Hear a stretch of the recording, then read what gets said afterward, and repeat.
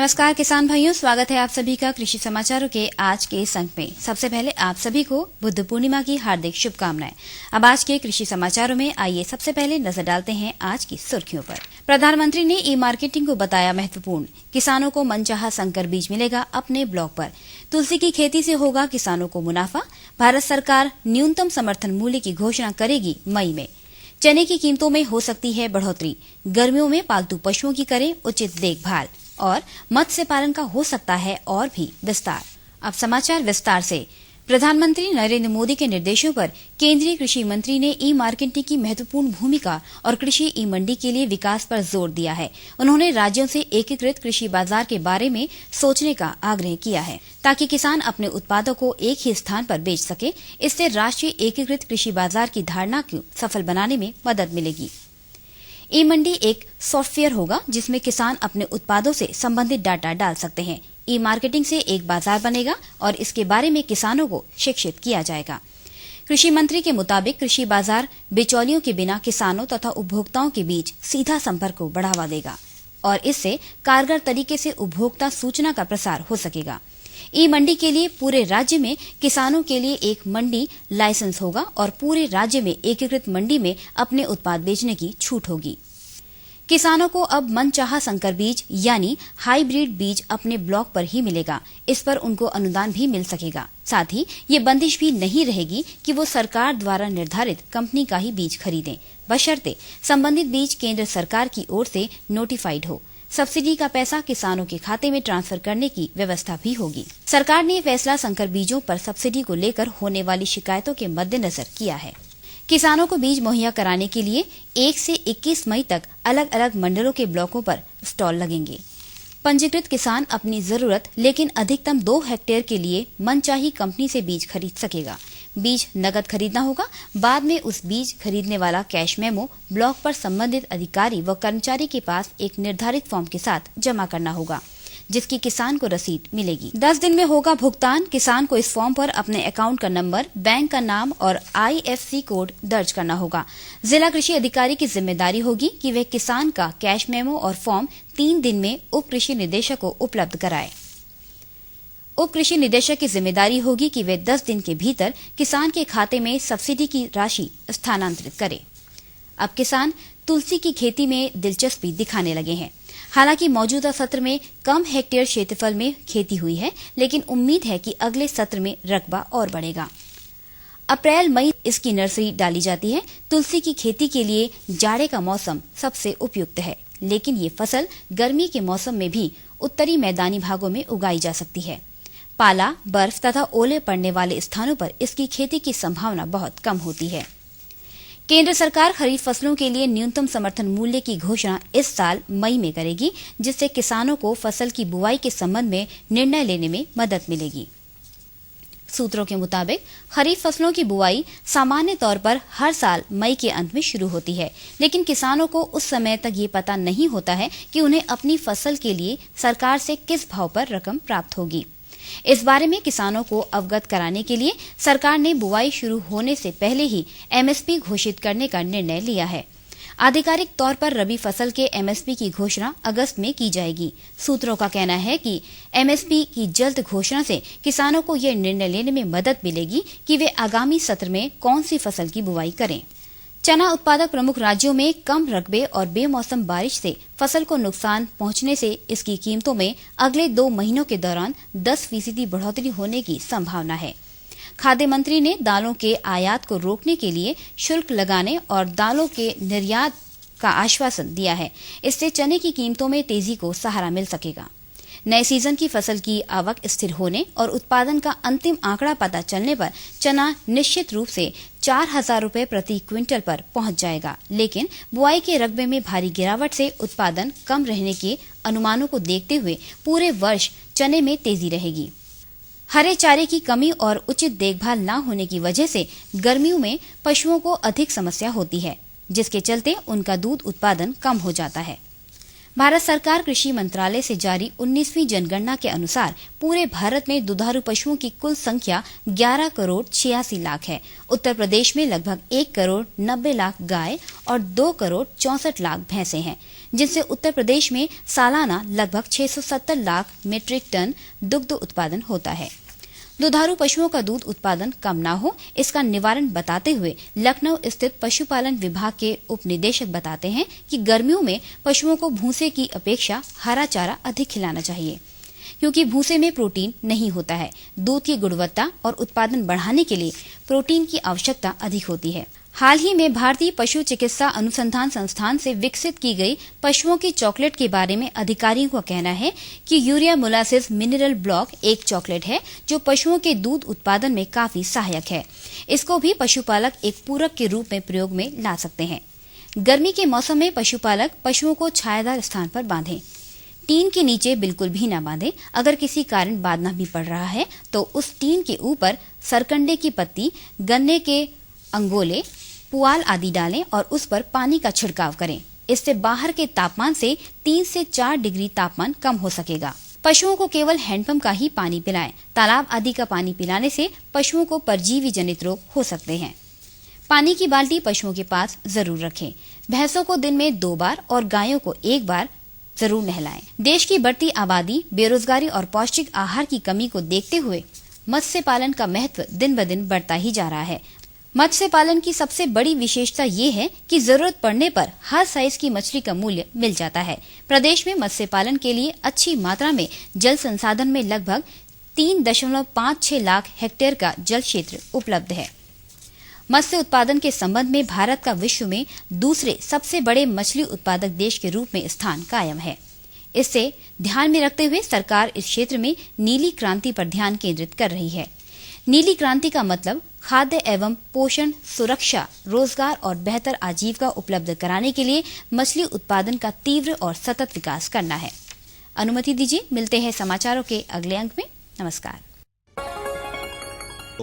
और बताओ। बस। अरे ये क्या भैया जी, बस इतनी सी रासायनिक खाद? किसानी छोड़ रहे हो क्या? किसानी नहीं, नादानी छोड़ रहे हैं। मिट्टी की जांच कराई है। अब तो लालाजी जितनी जरूरत है उतने ही उर्वरक खेत में डालेंगे। हाँ, किसान भाई आज ही अपने जिले की नजदीकी भूमि परीक्षण प्रयोगशाला में मिट्टी की जांच जरूर करवाएं और मिट्टी में पोषक तत्व, नमी व पौधे के विकास को देखते हुए केवल जरूरत के अनुसार ही पोषक तत्व डालें। और हाँ, मिट्टी में गंधक, जस्ता, बोरोन जैसे सूक्ष्म पोषक तत्वों का पता लगाना भी न भूलें। उर्वरक और जैविक खाद के सही उपयोग से भूमि का उपजाऊपन बनाए रखें, उत्पादकता बढ़ाएं, खर्चा घटाएं और बहुमूल्य विदेशी मुद्रा बचाने में भी सहयोग दें। और हाँ, धीमी गति से नाइट्रोजन उपलब्ध कराने वाले उर्वरकों जैसे नीम लेपित यूरिया को प्राथमिकता दें और यूरिया का पत्तों पर छिड़काव करें। अरे वाह, तू तो सचमुच समझदार हो गया रे। अधिक जानकारी के लिए संपर्क करें जिला कृषि अधिकारी या किसान कॉल सेंटर। अम्मा खाना दे दो ना। सबर कर गोलू, अभी दाल नहीं गली है। तू फिक्र ना कर गोलू की अम्मा, अब की बार अपनी दाल खूब गलेगी। क्या मतलब जी? अब की बार NFSM के तहत दाल की पैदावार को बढ़ाने के तरीकों को दिखाने के लिए देश में 1000 क्षेत्र चुने गए हैं, जिसमें हमारा इलाका भी आ गया है। पर इससे हमें क्या फायदा?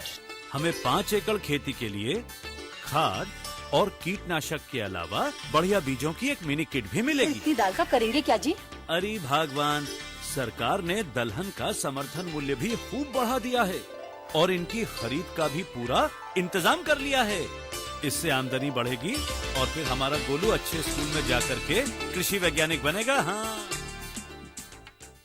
शामू भैया, सरकार कह रही है पूर्वी भारत में भी दूसरी हरित क्रांति आएगी। अरे ये तो पंजाब और हरियाणा में हुआ था, यहाँ तो अनाज की पैदावार अब भी कम है। सरकार की बातों में कुछ तो दम होगा। आखिर यहाँ बारिश 3 गुना होती है। चलो वैज्ञानिक का नंबर मिलाते हैं। अरे वाह, आ गए। नमस्ते सरपंच जी। हाँ भाई, उपजाऊ जमीन की कीमत को पहचानो। जरूरत है सिर्फ सही किस्म और तकनीक अपनाने की। पूर्वी भारत में सरकार कम गहरे नलकूप और बोरवेल के निर्माण के लिए सहायता दे रही है। लेकिन सरकार से और मिलेगा क्या? भरपूर मदद, जमीन की तैयारी से लेकर फसल की कटाई तक तकनीकी सलाह। 1000 हेक्टेयर के सैकड़ों क्षेत्रों में चावल और गेहूं के खास प्रदर्शन भी चल रहे हैं। अरे वाह, फिर तो हमारे खेत भी लहला उठेंगे। क्या ये सपना सच होगा? हाँ जरूर, पूर्वी भारत अब हरित क्रांति का अग्रदूत होगा। आओ हम सब मिलकर कदम बढ़ाएं।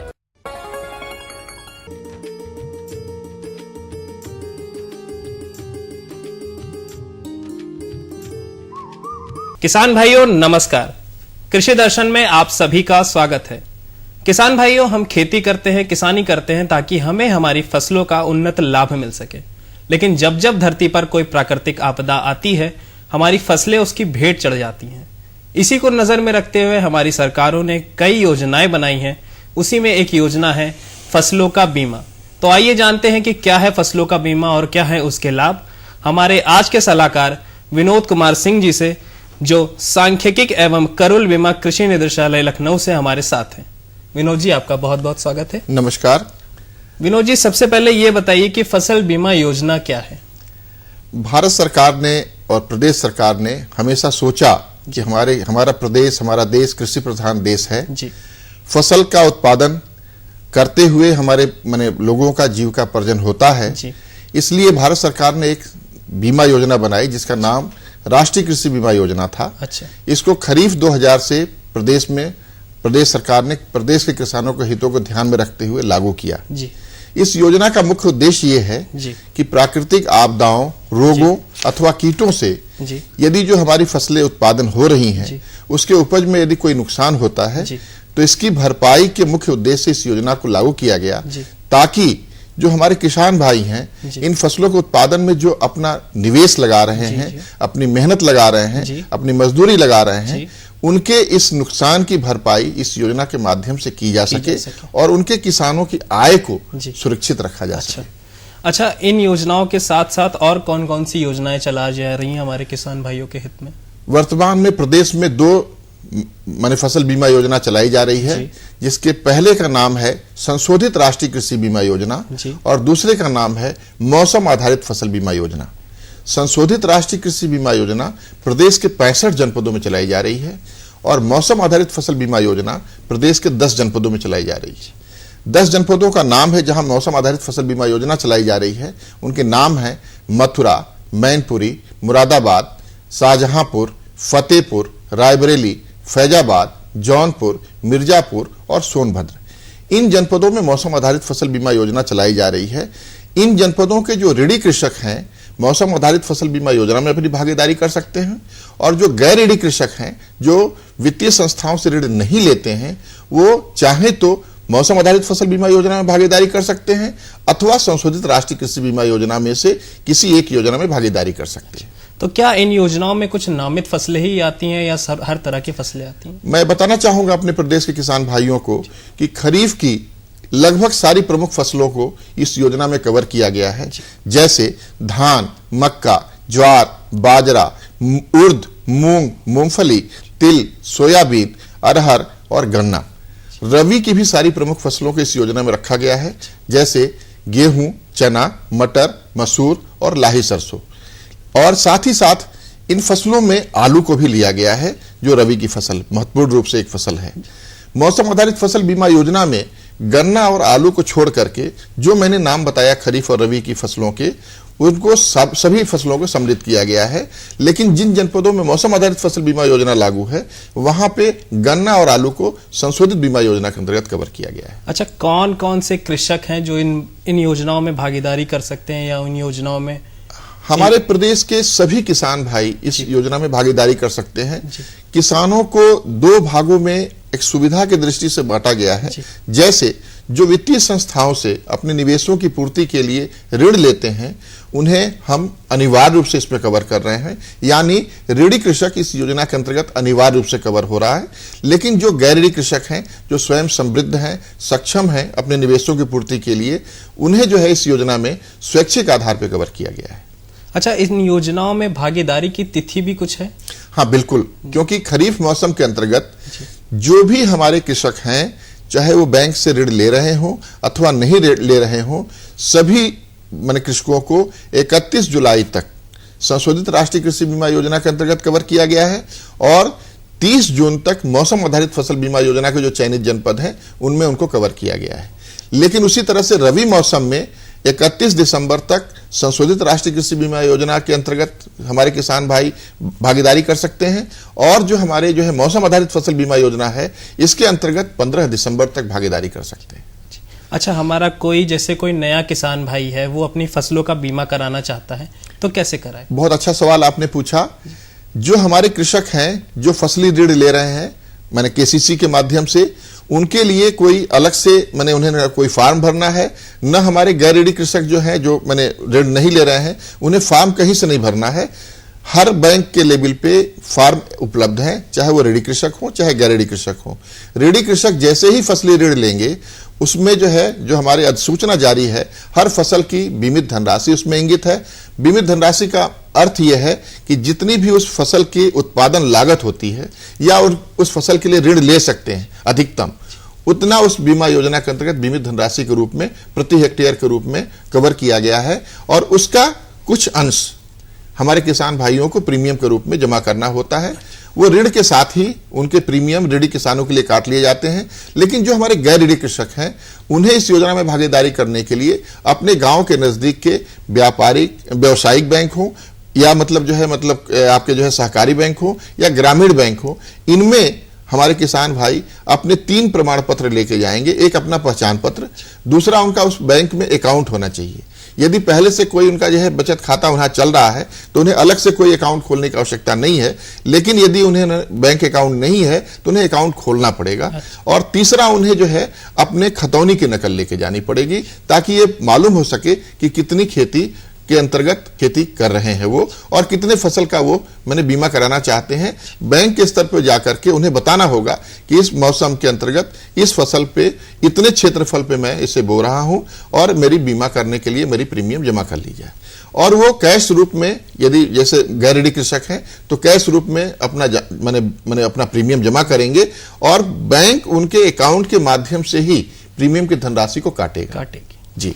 अच्छा, ये जो बीमा कराया है उसका जो लाभ होता है वो किस स्तर पर बांटा जाता है किसान भाइयों को? मैं आपको बताना चाहता हूं कि प्रदेश सरकार ने मैंने पहल करते हुए इस वर्तमान पिछला जो खरीफ हमारा बीता है, खरीफ 2014, उस मौसम से ही ग्राम पंचायत लेवल पे, ग्राम पंचायत स्तर पर क्षति का आकलन करते हुए किसानों को फसल बीमा योजना में क्षति की भरपाई करने की व्यवस्था सुनिश्चित की है। मैं ये कहना चाहता हूं ये भी कि ग्राम पंचायत को लेने का मुख्य आधार यही था कि गांव के ग्राम पंचायत स्तर पर यदि प्राकृतिक आपदा से, रोग से या कीटों से हमारी फसलों को नुकसान होता है तो उसकी जो है बहुत अच्छी तरह से आकलन संभव हो सके, क्योंकि छोटे एरिया में मतलब यदि क्षति का आकलन किया जाएगा तो वास्तविक क्षति का आकलन करना संभव हो पाता है। इसलिए ग्राम पंचायत स्तर पर संशोधित राष्ट्रीय कृषि बीमा योजना के अंतर्गत हमारे किसानों को क्षतिपूर्ति वितरित की जा रही है आकलित करते हुए। मौसम आधारित फसल बीमा योजना के अंतर्गत ये व्यवस्था है कि चूंकि उसमें मौसम के आंकड़ों को लिया जाता है, इसलिए जो मौसम बीमा योजना के अंतर्गत जो चयनित हमारे जनपद हैं उनमें हर ब्लॉक में 2 मौसम मापी यंत्र इस प्रकार से स्थापित कराए गए हैं। वो स्वचालित मौसम मापी यंत्र हैं, उसे मैनुअल नहीं चलाना है, वह अपने आप ही उसमें जो है प्रतिदिन के तापमान के और वर्षा के आंकड़े उसमें आते हैं। और उसमें यह व्यवस्था रखी गई है, उस योजना का उद्देश्य भी यही है कि जो मौसम में परिवर्तन होता है या मौसम में कितना जो है तापमान फसल की बुआई के समय में आवश्यक है, फसल के ग्रोथ के लिए कितनी आवश्यक है, उसी प्रकार से फसल की कटाई के स्तर पर कितना तापमान फसल के उत्पादन में होना चाहिए, उस हिसाब से उसमें एक मानक बने हुए हैं।